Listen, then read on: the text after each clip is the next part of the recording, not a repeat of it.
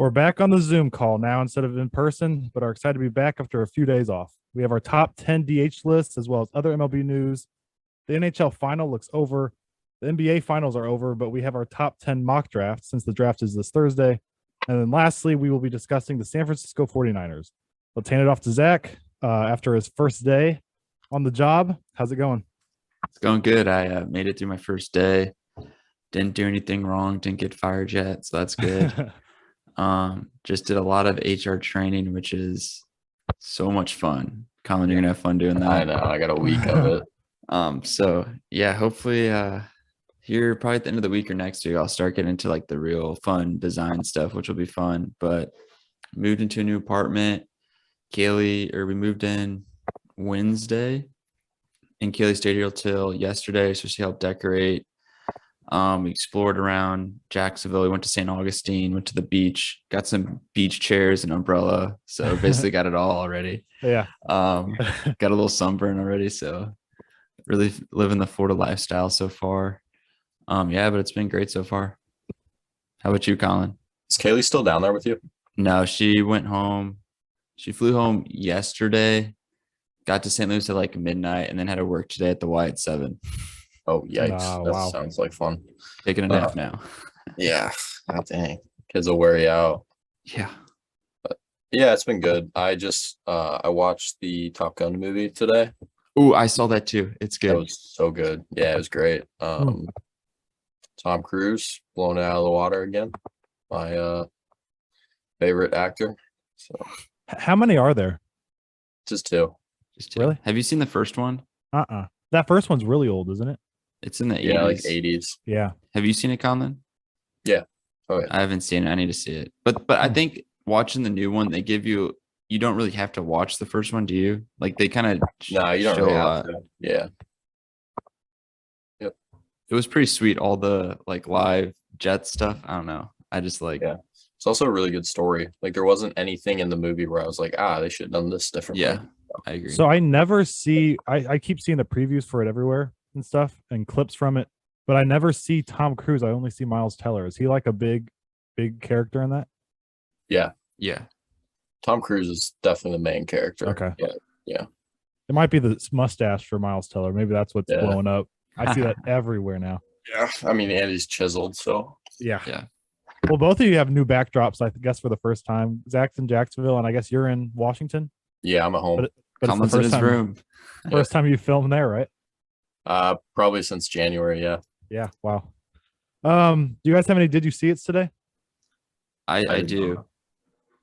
This Zach, was from a carry us. while ago, but I haven't been on an episode in a while. So we haven't had one in a while. Yeah. But I sent it to you guys. It's this guy. I didn't realize this guy's name was this like complicated to say, but I'll try to say it anyway. Gerangelo Chinchi. He's I know who you're talking about. he's a switch pitcher, not a switch hitter, a switch pitcher. And he's in the MLB draft combine, or he was.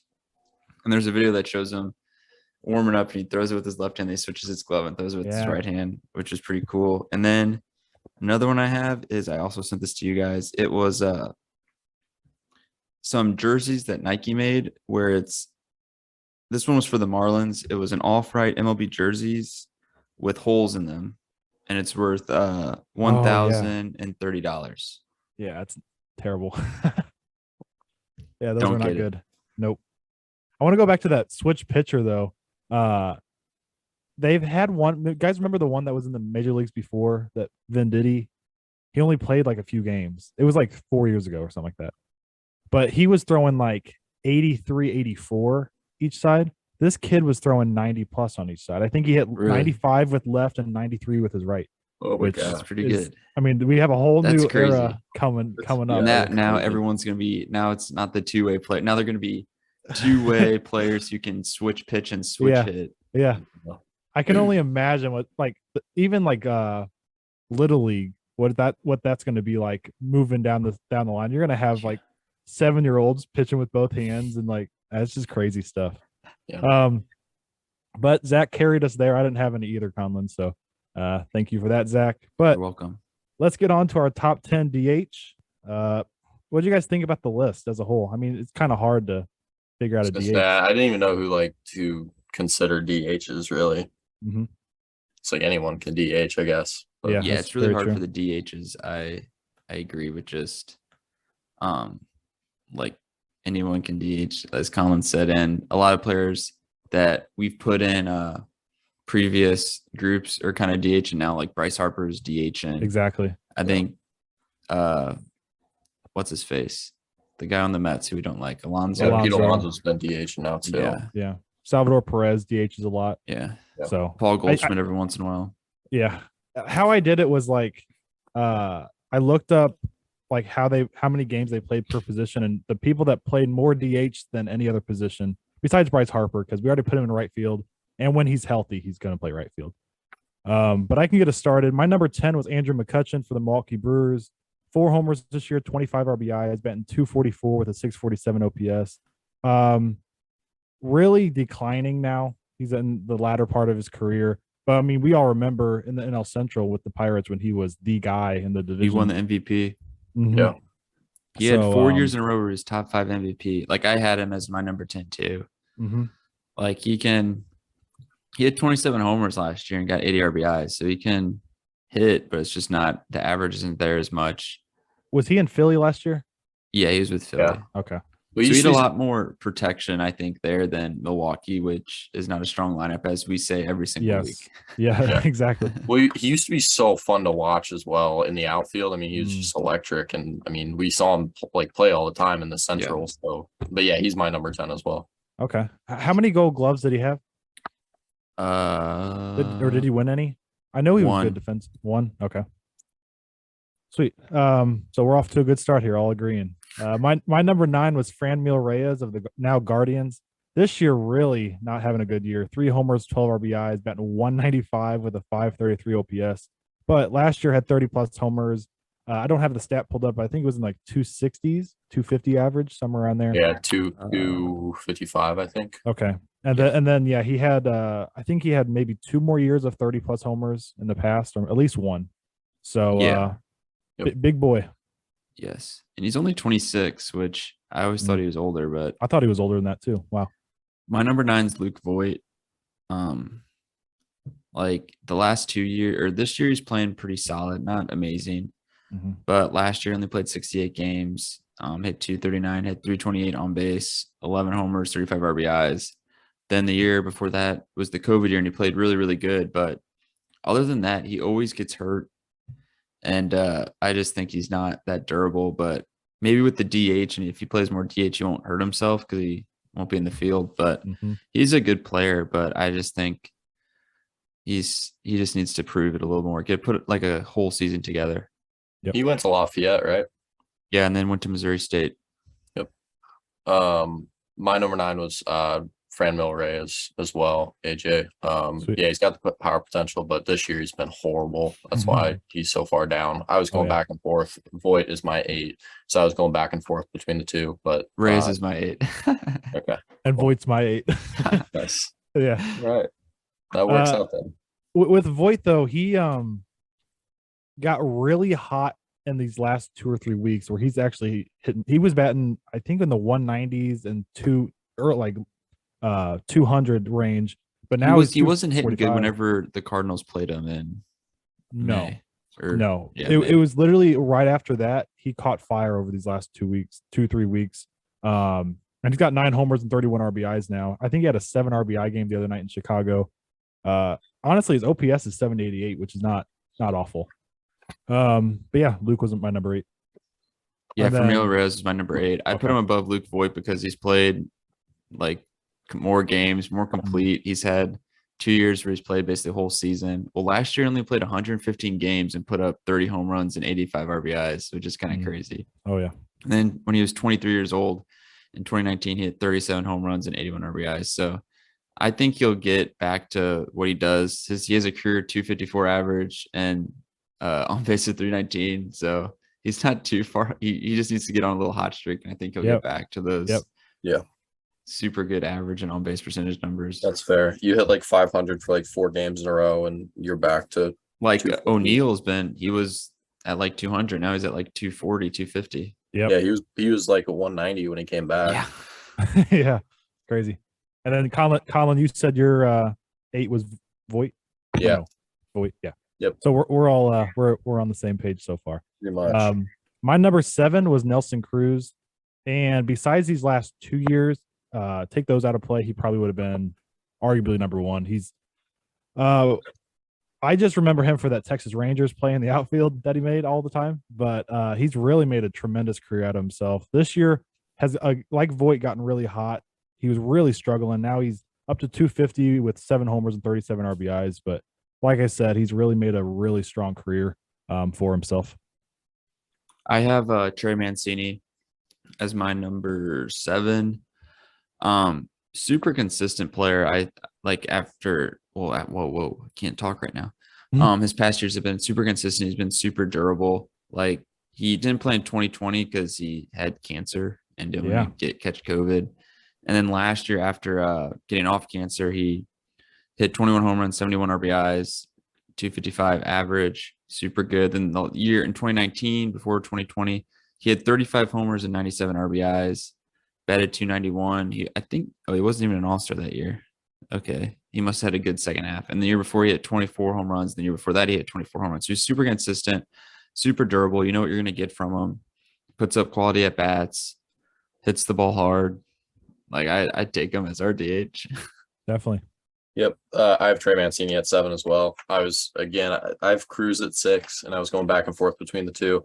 And I put Cruz a little bit above him just because he's had more longevity and he's been like pretty consistent like every single year he's played.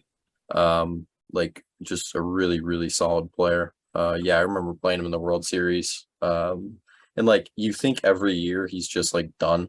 He's been playing for like 18 years, but he just keeps doing it. Like he's one of the very best hitters in the game still, and he's like 42. Yeah. Yeah, that's so Crazy. I gave him a little nod up, and I got Mancini at 7. But yeah, he's pretty young too, right? Trey Mancini? He's only he's 30. Oh, he's 30. So yeah, he's not that young. But yeah. We're on 6, right? Yeah. My number 6 was Miggy. This year, the average is actually really, really good. Yeah, really 297. Yeah. The power is not there, though. He's only got 3 homers, and on a terrible Tigers team that has one of the worst offenses in baseball. He's doing a heck of a job hitting still. And how old is he now? Is he 40? Did he hit 40? Oh, he's 39. Dang. So, yeah, he, like Cruz, has made a heck of a career for himself. And again, I don't remember when he really just became solely a DH because he was third base and then first base. And but like Cruz a couple of years ago, he would have been at the top 3 easily. Oh, yeah. But first ballot Hall of Famer. I feel like every week I'm trying to pull a Hall of should Famer be. Probably. He has 3,000 hits, 500 home run. Him and Albert, 2 of the best right-handed hitters of all time, were in our generation, which was awesome to watch. How many years Miggy got left, do you think? 1 or 2. If he bats 300 again, Yeah. I mean, he's got 1 or 2. Sweet. Yeah. Maybe 3. He was my number 6. I mean, his career low average is 250. So yeah, he can do that. You can play pretty much forever. Yeah, career 310 average, 386 on base, 3,000 hits, 505 homers. Beast. I had Miggy as my number 6 as well. Okay. I just think the past few years have not been, like, he's getting older. They haven't been as good. Like, he's still productive, but not as good as Nelson Cruz's as he's getting older. Because like last year, he had 15 home runs, 75 RBIs, which is super good. Year before that was COVID. He actually played pretty good during COVID. Not bad. Hit 10 homers.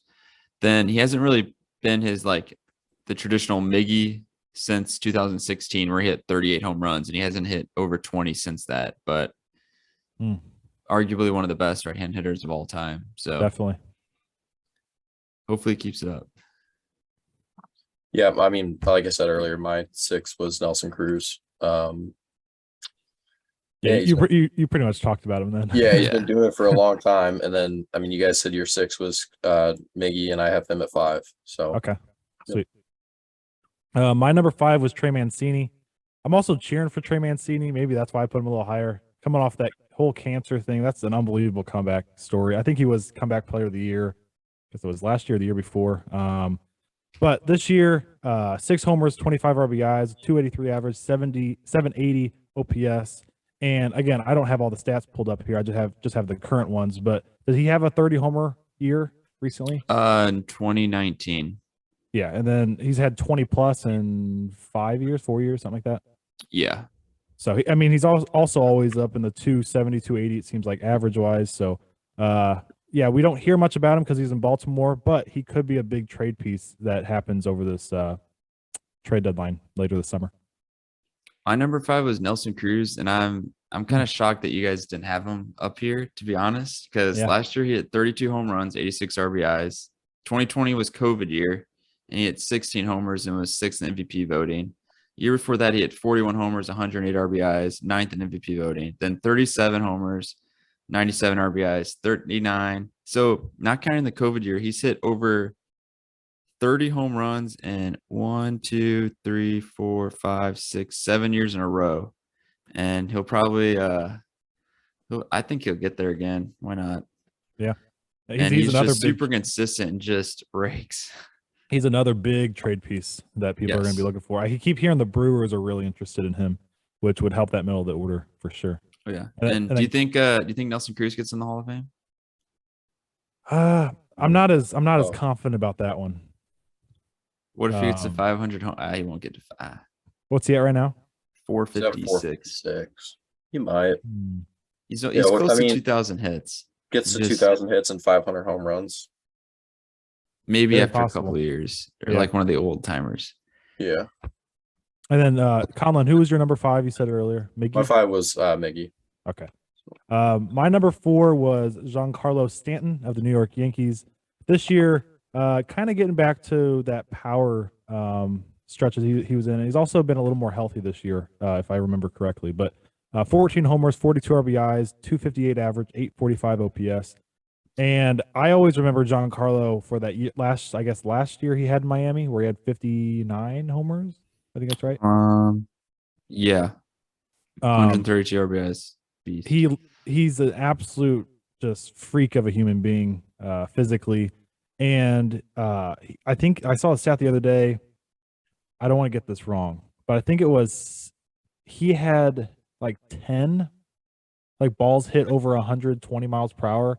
And It the would rest not of- surprise me. I think the rest of the MLB combined had 3 or something like that. It was some insane stat.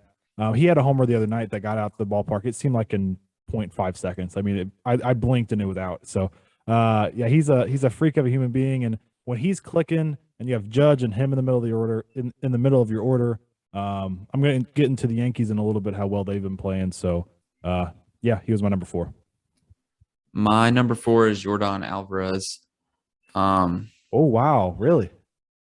Yeah, he if you look at the stats, Giancarlo had basically the same years he did last year as Jordan. Mm-hmm. Jordan had 33 home runs, 104 RBIs, 277 batting average, 346 on base. And then the COVID year he didn't play, he got hurt. And then 2019 was when he was a rookie. He played 87 games and had 27 homers, 78 RBIs, 313 batting average. So super good in his like short career. Playing crazy good this year, 18 homers, 47 RBIs, 311 batting average. And I just think like, yeah, he could arguably be better than Giancarlo. He could be number 1 on this list. You can have an argument for that, but his year last year, Giancarlo had like the same year, like same kind of stats, and Giancarlo's been doing it for really long. And I know Giancarlo's been hurt, but so far this year, he seems like he's been healthy like last year. So if he can keep it up, like I think Giancarlo is better than Jordan. Mm-hmm. Yeah, I Jordan here as well. Just because he's had such a like shorter career. He's only had really 1 full season. Granted, he absolutely tore it up that season. Yeah. Just great. But like Zach said, that same year, Stanton had basically the same year. And he's been doing it for 10 years longer, and just been really consistent every year. The only thing is with Stanton, I feel like he's really streaky. So you kind of never know what you're going to get with him. But yeah, I have Alvarez at 4 here. My number 3 was JD Martinez, and I hated putting him 3rd. And I'll get to my top 2, obviously, but JD easily I mean, I would listen to any argument that says he's number one DH in baseball. He has really proven himself. This year, the power hasn't been there. I watched him obviously in the Cardinals series recently, and I saw the 8 home runs, which kind of surprised me. But he's got 28 RBIs. He's batting 336. Leading the league leading the AL in doubles with 23.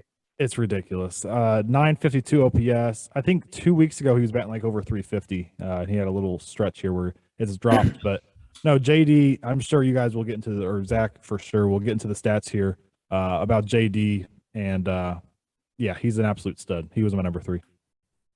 My number 3 is Giancarlo, as I was kind of mentioning a little bit earlier, hinting at. This year, his average is a little low. It's at 258, 339 on base, but he's hit 14 home runs, 42 RBIs. And last year, he had 35 homers, 97 RBIs, which basically lined up exactly with Jordan's. And the 2 years after that, the COVID and 2019, he was hurt. But then the years before that, he was one of the best hitters in the league.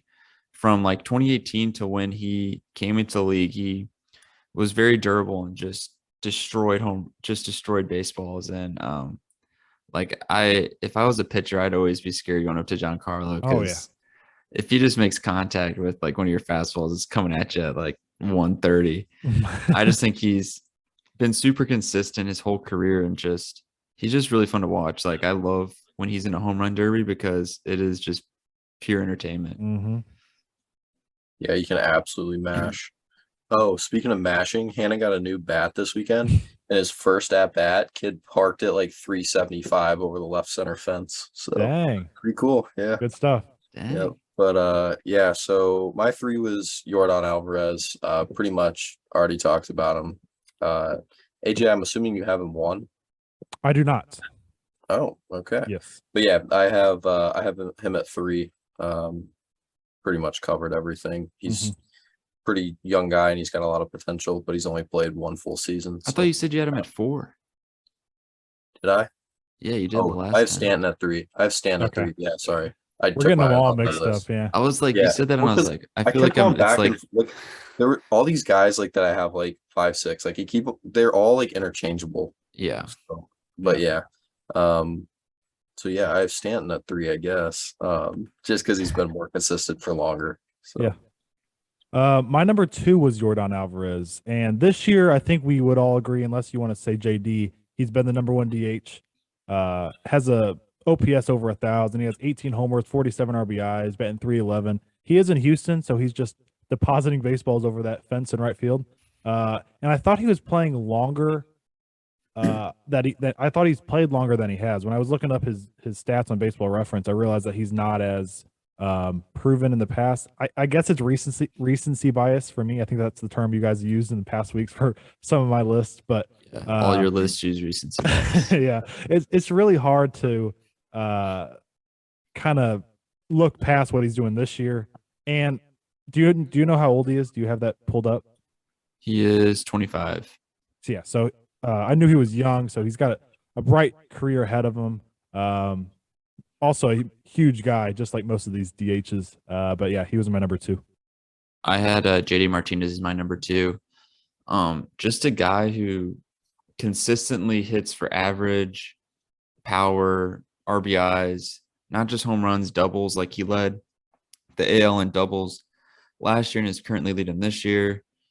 His career average is 292. His worst batting average year was the COVID year, 213. But before that, for like 5, 6 seasons, it was all over 300. He's just super consistent. And you know what you're going to get from him. He's going to hit around 300, get you around 30 homers and 100 RBIs. Like, what more could you ask? Yep. I just hate that he's on the Red Sox. Yeah, I have him at 2 as well, probably because he's on the Red Sox. But no, he can just flat out hit the ball, like, for power, for average, like everything. I also feel like, because I used to watch like JD Drew play, and so in my head, like, they're the same person. So I feel like he's been playing for like 35 years. Yeah. He is 34. He's pretty old. Yeah, he's getting old, but like, I think got in the league like right around the same time JD Drew was getting out. So it's like those two are the same player to me. Yeah. But yeah, no, I have him at 2. He's just like a really, really good hitter. Like, just can hit The the ball. definition of a pure DH. Definitely. Pretty much. Awful defender. Holy cow. I don't think I've ever seen him play in the outfield. No, yeah. Because I remember when he was with, I guess it was maybe Detroit. Arizona or Detroit. Yeah, he was with Arizona. He got traded for like half a Just year. 1 year. Okay, half so a year. maybe it's Half a year, Detroit. yeah. I'm thinking of Detroit, where I was really wanting the Cardinals to make a move for him, but then I was like, holy cow, like his defense is awful. And now the universal DH, and obviously the DH is already in the American League, so fits him perfectly, like you said. My number one, and I guess it's all of our number ones, Shohei Ohtani. He this year not, I mean, I want to say not that great, but it's still great numbers. But we're just coming off a season last year like no other. This year, 13 homers, 37 RBIs, batting 250 with a 782 OPS. You could definitely make the argument for JD or Jordan over him. I had a really hard time making a list without Shohei being number one. He's not going to be personally in my top 10 starting pitchers because there's so many good pitchers. No, he's not that good at pitching yet. So yeah, so I had to put him number one, and I want to hear what you guys have to say as well. I mean, you could say endless things about him. So my number one was Daniel Vogelbach. Okay. No, it was Shohei. Like you have to give it to him. He hit 46 home runs last year, 100 RBIs, and he stole 26 bases. Led the AL in triples too, which is crazy for a guy who also pitches. And like he's not like at his numbers right now, but his average is around the same. He's hitting a lot of home runs. He's gonna put up I think he's gonna put up similar numbers because those are around his average numbers. But if you get his average up like just a little bit, like 10 points to like 260 or 270, it'd be even better. And the one thing I'm kind of surprised at is he only had 26 doubles last year. He has 13 this year, but I feel like he should have more than that because he's so fast, you know. He's stretching everyone out to a triple. Yeah, for real. Yeah, it's also hard. Like as a DH, we're looking at hitting, but he's also a very like good pitcher. Like he's a very solid pitcher, and it's hard to separate that as well. So you got to give him credit. And then yeah, like Zach, you were saying, he's fast, like which is just insane. Like especially for a DH. Well, yeah, and he's just got everything. Like he's massive. He can pitch. He can run. He can like hit. It's just hit for power. It's nuts what he can do. He has no weaknesses at all. Exactly.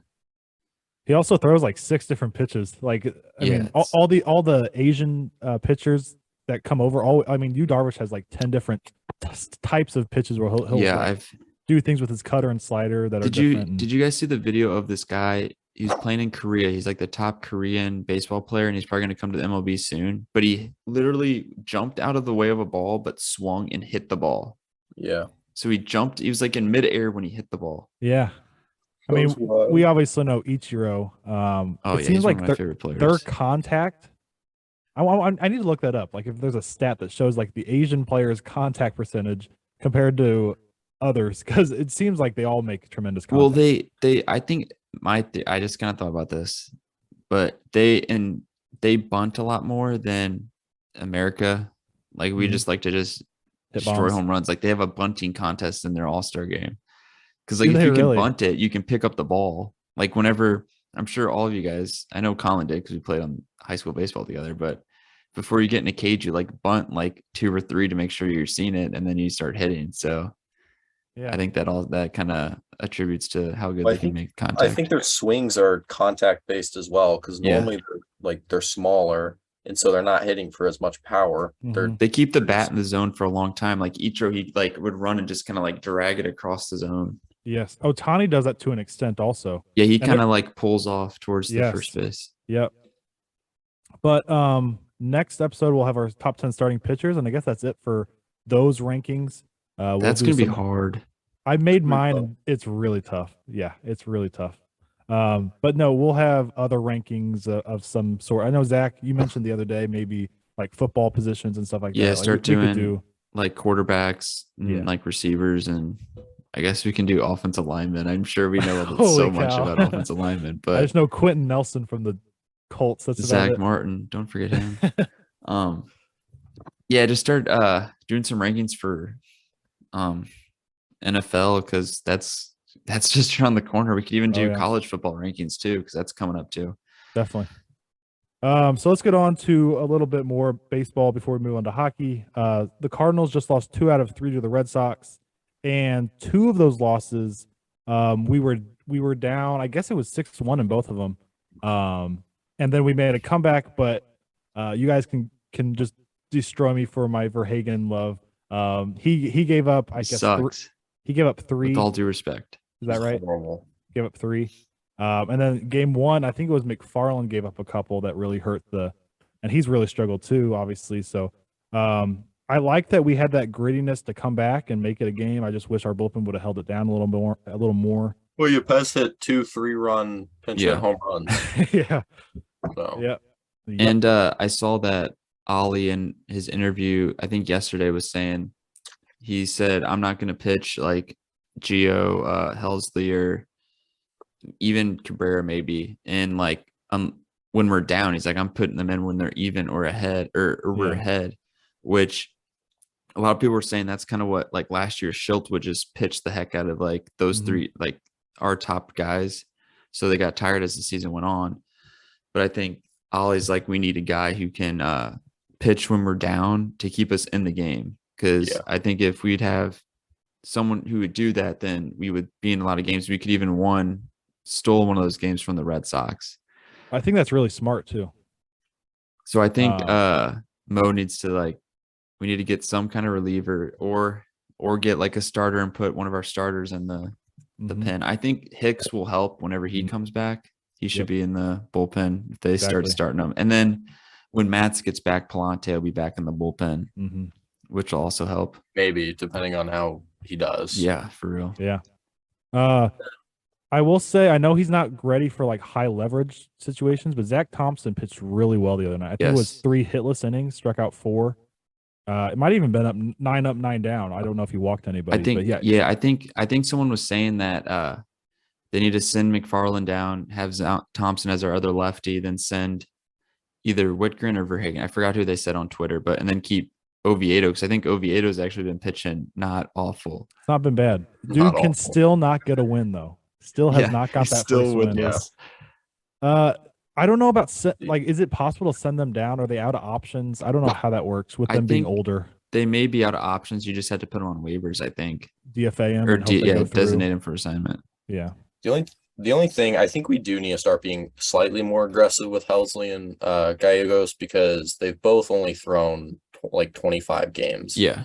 So they're very well rested. And I mean, it's hard because a lot of times when we win, we either win by a lot, and then we rarely win by just like when it's a save opportunity. Yep. Yeah. I know he really doesn't like pitching Helsley back-to-back days. That's really something that he's focusing on more than like anything. I do like the option that Hennessy's can give you innings, like more than one. That helps out a lot. He's been super good. We do need one of these other guys, one of these older guys, to step up and really help out. O'Neill's injury. Did you guys see that yesterday? Yeah. I didn't see it, but yeah. He rounded first. It was his second 3-hit game in a row, and he hit a gapper and it got into that little weird area in Fenway, and he pulled center. his hammy. Yeah. That's my favorite place to play on a movie. The show team did triple. Did it look bad? It did not look good. He pulled his hammy, and then like he kind of soft trotted into second. He put his head down, and I was like, oh, maybe he just tweaked something. But then when he walked off, I mean, he looked really ticked off about the whole thing. So yeah, he's not in the starting lineup tonight. It's Edmund at short, Donovan at left, Goldie at first, Aaron at third, Gorman at second, Yepes at DH, Carlson at right, Bader center, and Kisner catching because Yachty was on the 10-day IL. I think they said even 2 to 3 weeks for Yachty. And I don't know how, I mean, let's transition into that. I don't know, guys, how you guys think about Kisner. But I think if the rest of our lineup is hitting well, I think I might have said this before, that we can afford having a catcher that bats 200. But if they're not hitting, I mean, I really just want to give Herrera. I know he struck out like 3 times yesterday. I just let him go though, and let him run with it. Oh, I have something like about the Cardinals. I was kind of thinking about this. I think our position players are like if you just look at our position players and how our team's been playing in our lineup, I think we're World Series contenders. But the only thing holding us back is our pitching has been, and inconsistent because Goldie, Edmund, and Arenado are all top 10 in the league in WAR. Like Edmund and Goldie are like up there for number one, like above Mike Trout, which is crazy. Yeah. And I think our pitching, like our starters have actually been pitching pretty solid most of the time. Like they're like I was gonna say, are you talking more bullpen? More oriented? bullpen, yes. Yeah. Like like literally everyone, Hudson, Michaelis, Wainwright, Flaherty kind of struggled coming back. He'll be okay. Yeah. It was really good to see Arenado hit a couple homers, kind of get back after He's getting hot. Yeah. Really bad. May, I guess he had.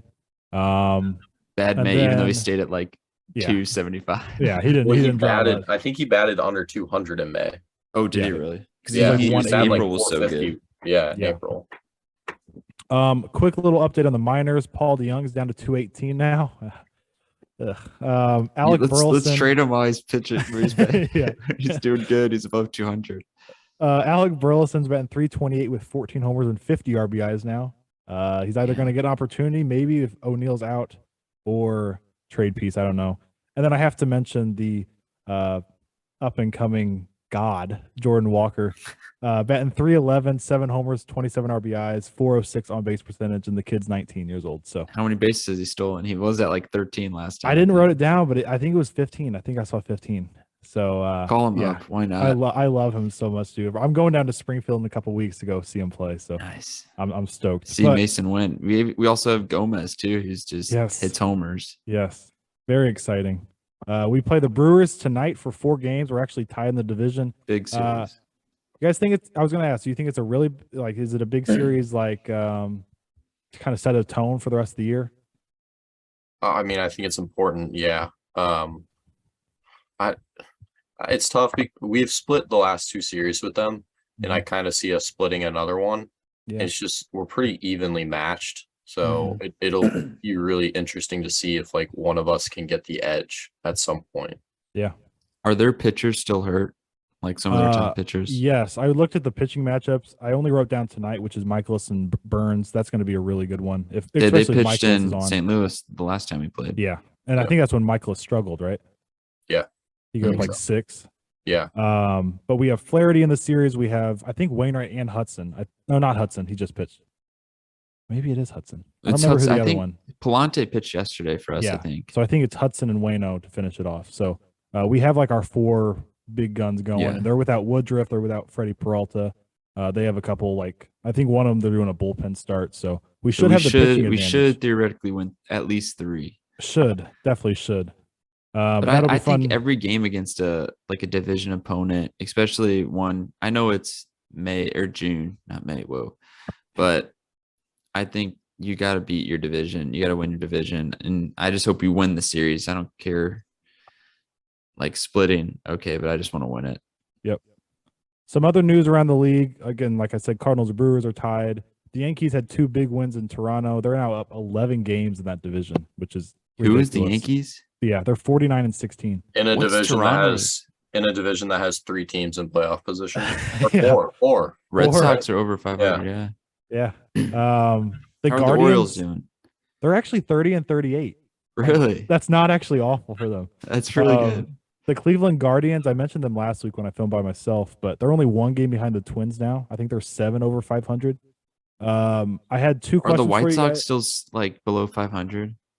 They're 2 games over or 2 games under, and I think they're 5.5 out of the division. So I think they're 2 games over 500. But they got Lance Lynn back. Your guy. My man, yeah. The big news that kind of circulated around MLB was that Manny Machado, I don't know if you saw that injury. Oh, you guys didn't see that? He ran to first trying to beat something out, and his ankle fully twisted, completely turned on the base, and he's going to be out. I mean, they had to carry him off the field, so he's going to be out for a while. That's what he gets for trying to step on the first baseman's ankle. My question for you guys though was, do you guys think the Padres can stay afloat? Because they're a half a game out of the division behind the Dodgers. Do you think they can stay afloat without Machado and Tatis? That's tough. I think they can. I think they'll be able to. I don't know. I think they'll stay around 500. From this stretch on, I think they'll stay maybe around 500, a little bit below. So I think it'll keep them in contention. I don't know if it'll keep them in the division race, but I think they'll be in the playoff race still. and their pitching is really carrying them. Yeah. If Musgrove, I want to see if Musgrove's on your guys' list next week because he's been insane for them. But I have a couple teams, pretender or contender. I want to run. I know Conlon has. Ooh, real leaders, quick, so did you see O'Neal Cruz got called up by the Pirates? Yeah. I was so happy when I saw that because he was my rookie of the year pick. So please get hot. But a couple pretenders or contenders. Yankees. Contender. Contenders. All right, I agree. Cleveland Guardians. Pretender. Pretenders. Yeah, I don't even They know could if make they're- it, but I just don't think they have the team to like win it all. Like I think they No, could maybe definitely. get to the not the conference. talking about the ALCS. yeah. This is not really. I mean, I'm just picking teams from divisions, so guys don't roast me for this one. But Texas Rangers. Pretender. Pretenders. Okay, all right, I agree. Come on, Atla- AJ. Atlanta Braves. How about them? Contenders. Yeesh. Yeah, probably contenders. They Without- haven't they been really hot lately? They yeah, were they have really been hot. That's why I say that. They lost Ozzy Albies for the 60-day IL. Oh yeah, he broke his foot. But Yeah, but I mean, he they had did it a good without. hit. They did it without Acuna last year. So, and Dansby Swanson has been really good for them. Really good. And St. Louis Albies hasn't had like a fantastic season. I mean, he's playing well, but he's not like really He's playing lighting his- it up. Yeah, he always hits like 250 with a terrible on base percentage, but hits home runs against RBIs. Yep. And then they have Acuna and Austin Riley's been really good. I mentioned Swanson. He's batting over 290 for them with like 14, 15 homers, I think. So he's been Yeah. playing really well. Two more teams for you. The St. Louis Cardinals. Are we pretenders or contenders? I'm going contenders. I think our position players are like up there with anyone in the league and or at least performing up there with anyone in the league. And our starting pitching rotation has been good. It's just our bullpen, as I said before. I think we need to make at least one move to be Yeah. like serious contenders. I'm with that. And then my last team was the San Francisco Giants. They're only 3 out of the division with a bunch of no names like they always do it. But can they get to that next hump? Like The get over that Giants, hump? the Giants to me are like us, the Cardinals, and kind of the Rays, where we can win with basically whatever you give us. So Right. I'm going to say contender because they just have the winning. I can't think of the word. Yeah, culture. There we yeah. go. There you go. Same for you, Conlon. Yeah, I'll agree with Zach on that. I will too. Thanks, guys. Conlon, do you have time for a little NHL before you go? I don't have a whole lot to say other than the Avs are gonna win it, and I think Tampa will win. They'll steal 2 games, but if the Blues somehow would have beat them, like we lost game 1 in overtime. I mean, granted, we got completely outplayed. Our goalie, who was absolutely on fire, got taken out on a semi-dirty play, whatever you want to call it. Dirty. And then we lost game 6 with 3 seconds left. And we're basically 2 wins away from winning the Stanley Cup again, which sucks, but that's just how it is. But yeah, I that's mean, did you see the 7-0 game? I didn't watch any of it. I was watching Notre Dame baseball. Mark Messier even said it was one of the most dominant performance he's ever seen. I mean, they did nothing wrong. It was disgusting to watch, but Well, Yeah, I mean, they are like they're so good, and like Kemper's not even been that good in net. Like he doesn't need to be because they've got the best offense. They've got the best top 3 lines forward wise. They have guys that really weren't worth a crap in the regular season playing out of their minds. They've got the best like blue line in hockey. So I don't know. There's not really Is Cale Makar the best defender in hockey? Yeah.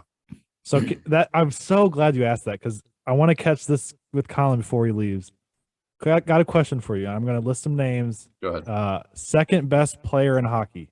So you agree McDavid's number 1? Yeah, I'll give that. Yeah. So here's some names: Cale Makar, Austin Matthews, Nathan McKinnon, or you could go a goalie, Vasilevsky or Bryce said Shesterkin. Seidel. He's good Oh, too. did I not say Draisaitl? Draisaitl. No. I had him listed. 2. 2 is Matthews. I'd say 3 probably Makar. Okay. those are the two that I would be in over Draisaitl and the rest for number 2. And Cale Makar has really shown me he might be that number 2 now. Yeah, I mean he's freaking incredible. But again, the Blues completely shut him down. Mm-hmm. I don't even know if he had a point in our series. So Nope. But he's lit up everybody else. Because I was like, Yeah, when I was I watching mean- the Blues Avalanche series, because I've heard about Cale Makar, I'm like, oh, I've never really seen him because I obviously didn't watch hockey that much, but I'm a big hockey guy now. Yep. But I was like, kept looking for him to do anything. I don't think I heard his name like that much at all, unless he touched the puck.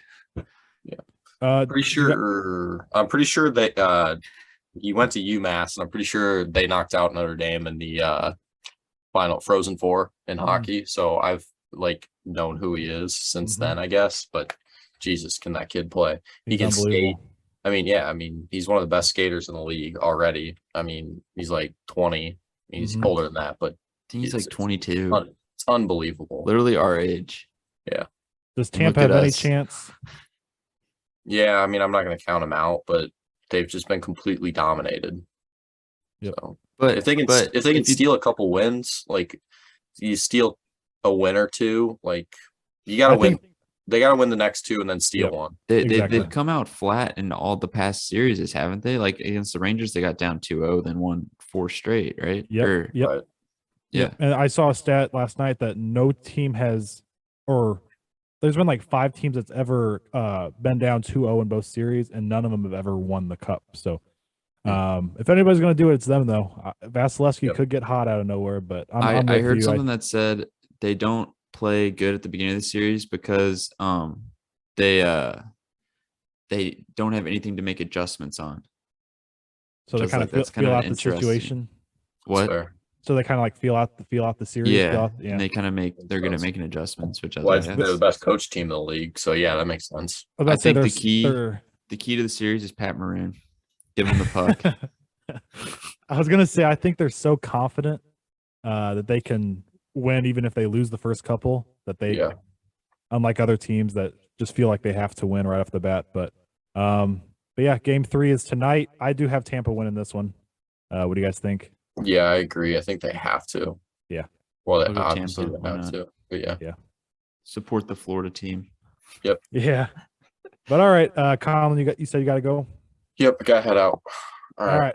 I wouldn't be much help with the NBA draft anyways. So yeah. Well, I appreciate your input on the NHL there. Go boost Tom Cruise's movie past $1 billion. It's so good. It's so good. Jesus. Dang. All right. See you guys. All right. Bye, see you, bro. All right. The then NBA. there was 2. The Warriors are champs once again. 4th championship in the last 8 years. They just get it done. It's unbelievable, man. Steph finally gets that Finals MVP that he's been like. I guarantee you. I was gonna say he's been wanting to get, and I guarantee you he's wanted that one. I don't know if you saw Game 6 at all. He was in tears after. I mean, just like bawling. Which, I mean, it didn't make me emotional, but I do like Steph, and I like how he. I really like Steph Curry. I just think he plays the game the right way. I don't know. He just has fun. Definitely. And he just, I don't know. I think if you're like a kid and you want to like try to look at a role model in the NBA, I think Steph Curry is like perfect. Just a great person on and off the court. Great basketball player. Like, yes, because he's so good, he can do like a little dribble and take like some crazy shots, which a lot of people now take some crazy shots, but a lot of times people don't see how he gets a lot of his points, and that's coming off screens, which is really important for a shooter to come off screens and get open that way. I know he's ruined the game for a lot of people because they just think they can just shoot from wherever, but also he gives hope to a lot of guys. I mean, he's listed at 6'3", but he was a thin frame. He still is, but when he started at Davidson, holy cow, he was a thin guy. But I want to get into next week our top 10 players ever, if you want to do that. Top 10 players ever? Ever. Yeah. Okay. So Steph, I'm going to say it right now. Steph has jumped into my top 10. And I'm just going to. He's the greatest shooter of all time. He's number 7 on my list. How many championships has Steph won now? 5? 4? 4. Yeah. Damn. And 2 MVPs, 1 Finals MVP. Best shooter of all time. Do you think Steph, if they didn't have KD, do you think they still could have? I think they still could have won those 2. They definitely could have. Because like they just, I don't know, like they just play the way I don't know. Like I know a lot of people don't like the Warriors because they win so much. Like I know you're not a huge fan of them, but Yeah, probably because Draymond Green never shuts up. But yeah. just the way they play is just they just move the ball, and they're good at shooting threes, so that's why they take a lot of them. Not Mhm. like some other teams where they just like, oh, if we shoot a lot of threes, the Warriors do that, so we'll be good. No, it's because you guys can't shoot threes. That's why you don't play good. Yeah. So they play to their strengths, and I don't know. I just think their whole team just gels great together. I know I want to do the top 10 NBA all time because it's a really everybody's talking about that. I don't know if you've seen on social media. A lot of pages are talking about is Steph now top 10, and he was actually I think 11th on my list before this. I always said he needed a Finals MVP, and now he's got it. So Iguodala stole the first one from him. KD won the next two that they won. So yeah, he's number 7 on my list, and I'm interested to hear what you say about that next episode. But Jason Tatum shot 36% in that series, was invisible in game 6 besides when he was turning over the ball. I think this is going to help him though. I don't think he's that guy. I'm stuttering a lot here. I think he's not that guy right now, but in 3 years, or 2 years, I think he will be. He's still 24, 25. Yeah. But I think he needed this experience. This was his first finals. He's made a conference finals, I think, at least once. His rookie year. Yeah, against the Cavaliers. So he definitely, I think, can still be that guy. I'm not here for the Tatum hate because I was talking to another buddy about it earlier. The Tatum hate has been crazy. It's everywhere, hating on the guy. And yes, he did not come up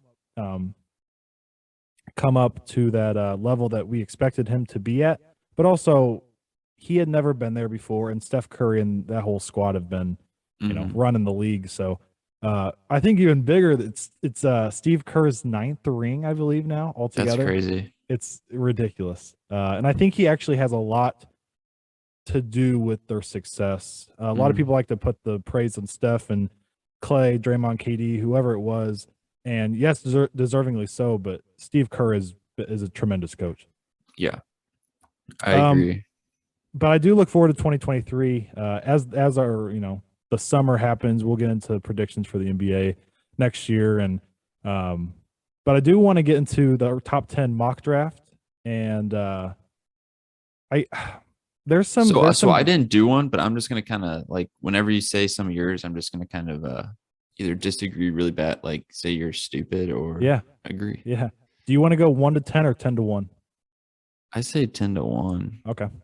So my number 10 was is the Washington Wizards, and I had Benedict Mathurin going here from Arizona, and I think there's a lot of it's really guard heavy. Yeah, these top 10, besides the top 3, everybody else is really guard oriented. The CBS Sports one has Benedict Mathurin going number 4. His stock is raising a lot. I heard his workouts went really well. I just think he's 19, so he's more of a project. Even though he had a tremendous year at Arizona, led them in the tournament. I think he'll fall that 10. And I'll get to why as we go on, but I think he'll really help Bradley Beal because they have like Rui Hachimura. He's been okay, and they have Kuzma and Porzingis. I mean, they have some guys. They're not going to be top 4 in the East or anything, but I think Mathurin can help handle the ball with Bradley Beal, and I had him at my number 10 spot. So I'm just kind of looking at some players because I didn't do this, but I think a player I guess he really wouldn't fit that well with the Wizards, so I won't put him there. But they have a EJ Little on CBS Sports as a power forward. Like I feel like they have a lot of big guys already, don't they? Yeah, Kuzma, Porzingis, Gafford. Hachimura technically is a big guy too, so yeah, that's why I had them getting a guard. Yeah, I think either that's a good pick, or I think this guy didn't play in college. Jalen Williams, or did he? He did. Never mind. Is he the Arkansas guy? No, he played for it says Santa Clara. He averaged 18 points a game and had 4 rebounds, 4 assists, and shot almost, if you round up, 40% from 3-point line, which I feel like if you shoot good in college, I feel like you're going to shoot even better in the NBA sometimes because I feel like you get some better open shots. Mhm. Yeah. But I like your Um, Benedict Mathurin, but he could get picked sooner. He definitely could. Yeah, it's hard to predict these because besides the top three, which I'm pretty confident in that how that's going to go, but everybody else could be jumbled up together. My number 9 was the Jalen Duren out of Memphis for the Spurs, and I think they just need a big. These last few years they've drafted guards, so they have Dejounte Murray, obviously, Yeah. Devin Vassell. Who's the other guy that was in the Olympics last year? Keldon Johnson. So they have Mhm. Keldon Johnson. They have Lonnie Walker. Solid players. Definitely solid, and they thrive under Coach Pop. And I don't know how many years Coach Pop has left, but they have Jakob Pertl as their center, and I feel like he's good. He had actually a really good season. But Jalen Duren is a project because I think he just turned 19, but he was number 3 coming out of high school, Mhm. and he's a freak of nature. So I think Pop can really mold him into Yeah. a really good Yeah, player. I think either Jalen Duren there or Mark Williams from Duke. Mark Williams, yeah, same. Like both of them, I think reason. are. You could even put in if you really wanted to. You could even put Walker Kessler, but I just think Duren and what's his face Williams are just more athletic and kind of fit the. I think Walker Kessler was actually a really good defender, but I just feel like Mark Williams and Jalen Duren just bring it to another level. Like they are super bouncy, can block a lot of Mhm. shots. Like Mark Williams shot 72% from the field, so And he you just agree? dunked it all the time. You agree both of their upsides is higher than Kessler? I would say so. Yeah, I think Kessler's a really good Kessler's shot blocker, but yeah, he is. I just think they show more potential. I think they're more Mhm. athletic. The number 8 pick was the New Orleans Pelicans, and this is via the Lakers because of that Anthony Davis trade. And the Pelicans are in a really good spot. They shocked everybody and made it to the playoffs this year, pushed the Suns to 6 games and get in round 1 as the 8th seed. And I don't think they're missing a whole lot, man. I think they're going to They're get close. Zion. They have Ingram, Zion. They have CJ McCollum now, which I thought was a tremendous trade. Jonas Valanciunas in their starting 5. So I have them getting one of the most ready now players, and I have them getting Johnny Davis out of Wisconsin. And Johnny was one of the National Player of the Year candidates last year. Who won it last year? I'm drawing a blank. Was it Keegan Murray? Did Keegan Murray get that? No. Wait, let me see. I don't think so. Who 'Cause got it? My vote was Was it Banchero? Obaji? No. Who won that? Holy cow. I don't think it was Chet. Was it No. Jabari? No. And it wasn't Banchero? I don't know. I'll keep talking about Johnny Davis here. I'm really high on Johnny though, and he was actually throughout the whole year my pick to win National Player of the Year. And I think he's a junior that's coming out. I think that's right. And yeah, he's the most ready guard.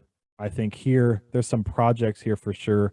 But the Pelicans need that ready now guy. and I think he won. Oh, He's not in the Oscar draft. He's going back to school. Yeah, that's right. Okay. But yeah, Johnny Davis was my 8th pick. I like that pick, but I'm gonna go with Abaji from Kansas. I think he's even they actually have him going here on the CBS. I think he'd be perfect. Just great defender. He'll probably come off the bench at first and he shot 40% from the 3-point line. He's kind of a Buddy Hield. Like that's kind of my comparison. Just can drain threes. He played really good in I think the national title game or the Final Four game. He made like his 5 straight threes or something. Yeah, but I think he'd be perfect to come off the bench for a team that is pretty high scoring, has a lot of good shooters, perfect backup 6-man player behind CJ McCollum. Mm-hmm. And even if they wanted to, they could have CJ McCollum play point and him play shooting guard. But I think his 3-point shooting sets him a little bit above what's his face? Johnny Davis, because he wasn't really a 3-point shooter. Mm-hmm. Yeah. But I think I like that pick a lot because the Pelicans need defense, and he's a really long, athletic defender. Yeah. which could really help out. My seventh pick, the seventh pick is to the. I'm still trying to figure out how to word this.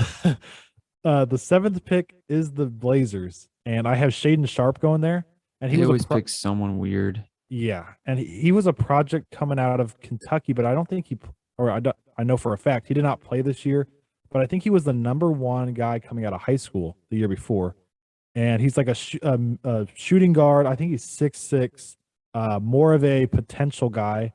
And I think with Dame over there, I don't know what Dame's status is moving forward in that organization because they're definitely rebuilding. But I think they can take a shot on this guy, and I think he could be really good for them. Like I don't even know. They really need like anyone. Oh yeah, it's best available for sure. Yeah, this draft has him picking AJ Griffin, which kind of looking at it now, I think that'd be a pretty good pick because he shot 44% from 3-point land last year, and he was on a team with a lot of good players. So his production, I bet, will step up, and he could start right off the bat. And I'm pretty sure he was a really good defender. Yeah. Right. No. This person says he is a baffling absent-minded defender. So he's not a good defender. Never mind. I thought he was too. I thought he was a 3-and-D guy. Yeah, he's 6'6", 222. I think he could be a good fit, or even they could even get like either Mark Williams or Jalen Duran. Mm-hmm. Honestly, they're a big guy. Sure. Or even Keegan Murray. I feel like he probably won't go that high, but I think that'd be kind of a good pick, like a shooter guy to help Dame because he's really the only shooter. Him and Anthony Simmons. Yeah. But I think they need like a small forward or power forward kind of guy. I agree with that. And Shaden Sharp's 6'6", so I think he could kind of mold into maybe that. Yeah, they could do a 3-guard lineup. Exactly. My number 6 was Dyson Daniels. He played in the G League this last year. I have him going to the Pacers at 6 because I really think he's 6'8". He can he reminds me of Josh Giddey last year. Who'd you say? Sorry. Dyson Daniels. Okay, who is that? He played in the G League last year. He's from Australia. Okay. He reminds me of Giddey though because he's 6'8" and can kind of distribute. And I think he could play that 3 with however they want to do it. Buddy Hield, Brogdon will probably be gone. I think they'll trade him, but and then Halliburton running the show there. So I think that could be a good fit. But yeah, I have him going 6 to the Pacers. I don't think that's going to happen. I think this pick is kind of like if you're not picking this guy, Indiana, I don't know what you're doing. You got to pick Jaden Ivey. Yeah. From Indiana, went to Purdue. To me, I'll say it, the most electric player in the draft. Oh, yeah. Every game I watched him, I could not keep my eyes off of him because you get him in transition, especially in the – now I'm thinking about it, I'd pick him like – I'd honestly pick him in the top 3 if I was personally drafting because I think he's going to be incredible, super athletic, super bouncy, dunked over a lot of people. His 3-pointing, he shot 35.8. I think he can improve that. But like especially in the NBA where you have the stupid defensive 3 seconds rule, which I do not agree with. I think is dumb. Mm-hmm. There's going to be more driving lanes, and this guy was amazing driving to the bucket in college. Just him being able to drive to the bucket that good in college when defenses are more compact and can play off and play help defense because he's the best player. I think especially in the he's going to get a lot more driving lanes, and in transition in the NBA, he's going to be so much fun. He could probably be in a dunk contest too. No, you made a lot of good points. I only didn't have him going there because I agree he's going to go before that pick. And he reminds me a lot of Ja Morant. I don't know if you see any. It might just be the hair that's really. I get that his speed and how he gets to the bucket. I literally think he could win Rookie of the Year. I'll say that right now. Okay. He's probably one of my favorite guys from the draft. Yeah. So I probably watched the most of them. Yeah. I had him going 5th to the Pistons, actually. Yeah, that could happen. I think him and Cade Cunningham in your backcourt, that could be something really good. That would be really fun. Yeah, that could be something really good for Detroit. I kind of forgot about Benedict Mathurin. They have him going number 4 for CBS draft, which he'd be pretty fun, pretty athletic too, to go with Cade Cunningham, which I think would be a good pick. Also, I'm trying to think if who's on their team. They have Sadiq Bey. He's pretty good. They probably need a shooting guard or a power forward, I would say, because they have Isaiah Stewart. You could go with EJ Little as a power forward. I don't think he'll go that high. Yeah. Um, Well, if one of those top three, Jabari Smith, Chet, or Bankero, or you know, I had Murray. I have Murray in the top four. really, I think Keegan Murray would be. He He would could fit well. be like he can shoot. I think he'd be good there with Cade Cunningham driving and kicking. Yep. Like Murray's not great. Like dribble, he's not a great dribbler. He doesn't. He needs to work on some of his skills, but he can Mhm. shoot, and shooting's a big part of basketball. Yes, it is. Number four, I had to the Kings. I had Keegan Murray, and I know a lot of people have Jaden Ivey going for, but that would just be doing what they just got rid of with Halliburton because that was their problem. They had Halliburton, Mitchell, and Fox, and so they didn't want to have those three guards, so they got rid of Halliburton. But if you're getting Ivy, this just doesn't make sense. So I had Keegan Murray going there, and I think with Fox, Mitchell, Keegan Murray playing the 3 or 4, probably the 4, and then Sabonis. I mean, they have some guys there. They I'm could gonna be close. switch mine to that because I like that a lot. Yeah, I'm going with you. yeah. Also, even Detroit could take Shaden Sharp. Didn't say him yet, but if he that'd be a good pick too. Because I didn't realize he didn't play last year at all. Yep. Okay, He just that's sat probably out and why I was trained. like, they didn't have his like points per game. I'm like, come on. Yeah. But no, yeah, I really like Keegan Murray to the Kings, and one day the Kings will make the playoffs. One day they'll make the playoffs. I hope so. I love De'Aaron Fox. Fun guy to watch. Especially, yeah, I think that'd be perfect. De'Aaron Fox just gets to the bucket, can kick out. He's a great passer. Mm-hmm. I think Murray. I mean, we're praising his shooting, but dude can really do a lot of things well in the basketball Yeah. court. My number 3 was Paolo Banchero, and this is where it gets tough. You can flip them around. Who has the third pick? The Rockets. Okay. So the Rockets have the third pick. I have Banchero going there, and I think that's it's really out of these top 3 who drops really to them. I think they'll be getting. They have the guards. They have drawing a blank. Kevin Porter and who's the guard they got last Jalen year? Green. Yeah, I was about to say the guy that you're really high on, Jalen Green. And I think they really need a big. They just traded Christian Wood. Did they trade him to the Mavs? I just saw Yeah. that recently. So, Yeah. I like that trade for the Mavs. definitely. And I think Banchero is a big body that can mold into really a superstar in the league. So, Yeah. yeah, I have him going third to the Rockets. I'm going to agree with you because I think Jabari Smith and Chet are better. They shoot the ball better. I bet the Rockets will get him, but I really don't think he'll fit great with them because he takes a lot of stupid, like he settles a lot. And I think Kevin Porter and Jalen Green, they're both super good, but they're also that high volume shooters, low Yes. percentage. Yeah. And I can just see them all going like 5 for 20 in a game. Yeah, I was about to say that's a really good point because Kevin Porter's that I want to shoot 30 times a night, and so is Green, and so is Banchero, And so is Banchero. Like especially watching Banchero against Clemson, and he was going up against a freshman who, like, yes, Banchero is a freshman, but this freshman's like not the size of him. He was like 6'8" and like 200 pounds, and Banchero 6'10", 250, and he was settling against him. And I'm like, if you're going up against an NBA player, you're going to settle probably more than you drive. Yeah, he definitely has some growing to do, and I think. I mean, you look at these top 3; they were all freshmen, so they all have some type of growing to do. But these 3 teams are rebuilding, so it's, I guess, easier for them to kind of fit in that system. Number 2, the Oklahoma City Thunder. I have them picking Chet Holmgren, and I think Chet. I personally think Chet could be. I'm going to say could. I don't think he will, but if he can get bigger and stronger, which is like the thing you and I keep talking about. Yeah, he's gonna. He can be really good, like really good. And I don't even want to try to pronounce that European guy they have over there that's also 6'10". You know what I'm talking about? Yeah, him. And so they kind of have. He's really skinny too. I think that could be super athletic and can dribble. It could be a weird dynamic with both of those guys playing. I mean, 2 really skinny white guys running around. Yeah, I have what's his face there too, Chet. I think that's kind of a fun lineup though. You have Giddey, Shea Gilgeous-Alexander. I doubt that other skinny white guy is gonna start or not. I'm trying to think of who. I really don't know anyone else on their team. They have one guy. I remember he's a lefty.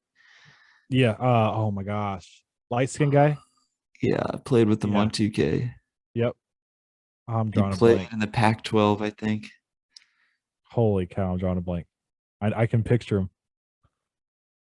Big guy, right? Oh my gosh, yeah. Who is it? Come I on, can't tell think. me. I can't think of his name. I thought you were looking it up.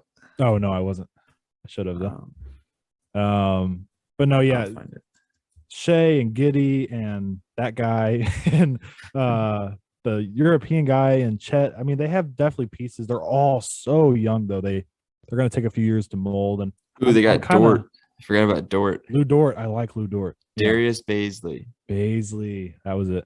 They have Aaron Wiggins. They Trey Mann, who I think played good. Jeremiah He did. Robinson Earl. Yep. Isaiah Roby. They just have a bunch of young guys. They had Derek Favors, I think, actually. He's like the one old guy. Maladon. Yep.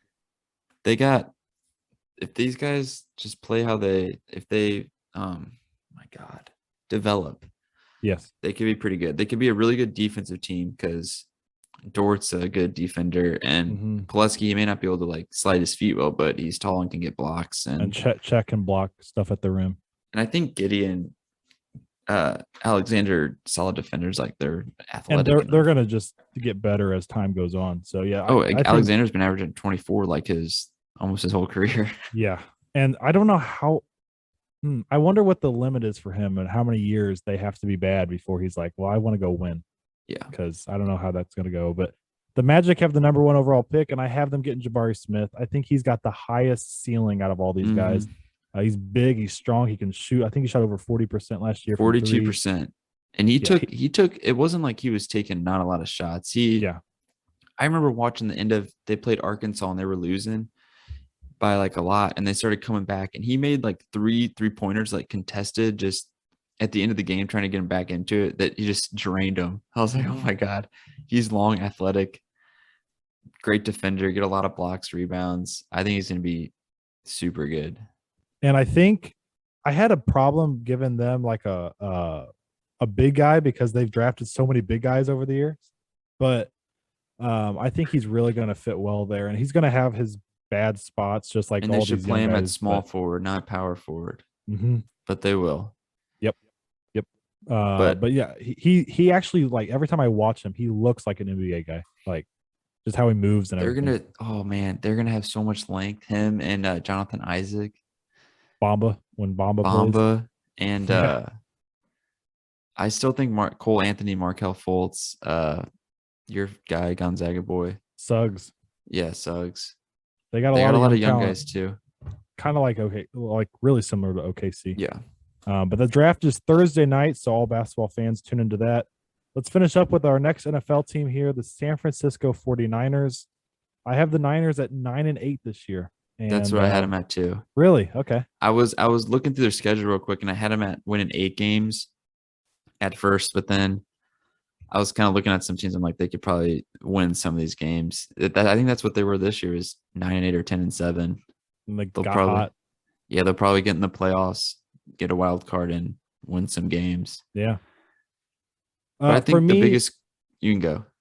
I was just going to say, for me, it's like I have questions about them that are big questions. And that's why I'm like kind of worried about them. I don't even know what they're doing quarterback wise. Like, I guess they'll start with Jimmy G. I don't know. I thought Jimmy G's like basically like they're going to try to trade him. I thought it was Trey Lance. I heard that too. Yeah. But if it's Trey Lance, I mean, I think Jimmy G's like a doable quarterback that can like keep you in ball games, but he just wins. Yeah. And Trey Lance, I think he's going to have to grow a little bit. And then there's the Deebo Samuel like drama going on with that. So I don't know if he's going to be like all in. And I also think it's just a super tough division that they're all going to beat up on each other. And I think the Seahawks split with the Niners. I think they win one. Really? I think they win at home against the Niners. But I just have so many questions. But what were you going to say before I cut you off? I think their biggest question is Trey Lance. Yeah. He's not proven, but I think with the other players on their team, they have a pretty elite group of players besides the quarterback, like Elijah Mitchell, Jeff Wilson, Trey Sermon. They always just get fast running backs who just, you plug them in with Kyle Shanahan's offense, and they just play like they're the best running back in the league. Yeah. They got Kyle Juszczyk, who's a fullback, who's amazing, can do it all. Mm-hmm. Debo's the big question mark.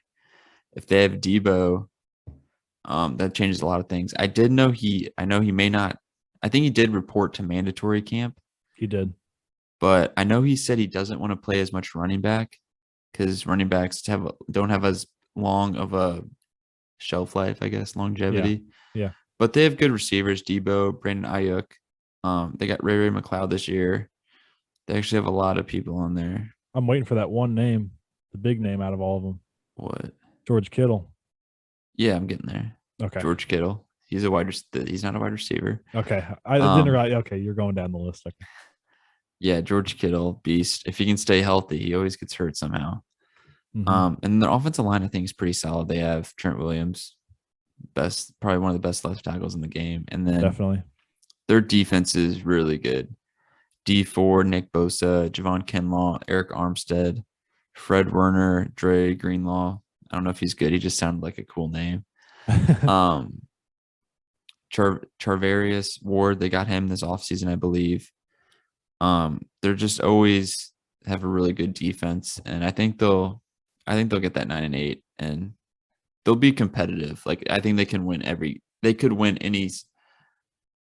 either be 9-8 or they could win a lot more or lose a lot more. I think every game they're going to be in is going to be close.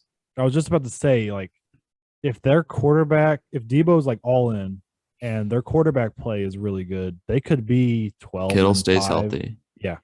They could be really good. Yeah. And really push the Rams for the division, I believe. I agree. Yeah. Like you were mentioning, the defense is really strong. They were 7th in passing yards given up last year and 6th in rushing yards given up. So it's top 10 defense easily. The run game is strong, like you mentioned, with Eli Mitchell, Jeff Wilson as like the star run. And with Trey Lance, he can run. Exactly. And Debo, you put Debo wherever. So many like end arounds, just give him the ball, let him create. And then do you think Kittle's the best tight end in football? Or would you give it to the jerk in Kansas City? Or Darren Waller? Okay. Yeah. I would give it to Kittle. Really? I think I would. I hate Kelsey. Yeah. I just think he's kind of a tool, but yeah, I just think he's just been more durable and put more good years together. Yeah. I hate to say it, but I like George Kittle a lot more, but I think Kittle is a better overall. Like I don't know if Kelsey's a great blocker. I really don't know. But I've seen Kittle pancake a guy and laugh the whole way through it. Yeah. But I'd have to give it to Kelsey at the moment just because he's been more durable. And I guess we'll get into that in a couple weeks if we do tight end rankings. But my final analysis for the 49ers that it's just such a tough division. I think they're all going to beat up on each other. That's what I was saying with the Rams last week, last episode, that they could be 13-4 or 12-5, but I think they'll be 11-6 just because they'll lose a couple division games. Yeah. And the quarterback play really worries me. That's why I have him 9-8. But anything else from you, 49ers? Nope. And then we're doing I put down next episode will be out Friday. I don't know we didn't talk about this yet, but I was hoping maybe we could film Thursday at some point.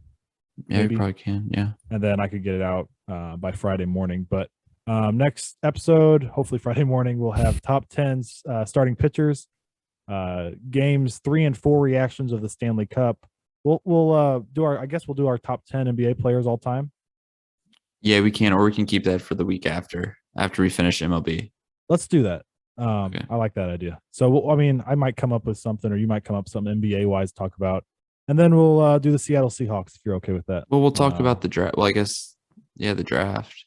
That's true. That'll be the Thursday night. So we'll react to the draft a little bit. Our 2.0 mock draft. Yeah. And then the Seattle Seahawks. So with the draft, though, I'm really interested because there's always the possibility of a big name superstar being moved. So that's always something to keep an eye on. But I don't know if that's going to be the case. The case this year. Good, thanks. But yeah, I guess besides that, we will see you guys next Friday or this Friday. Yeah. See you guys.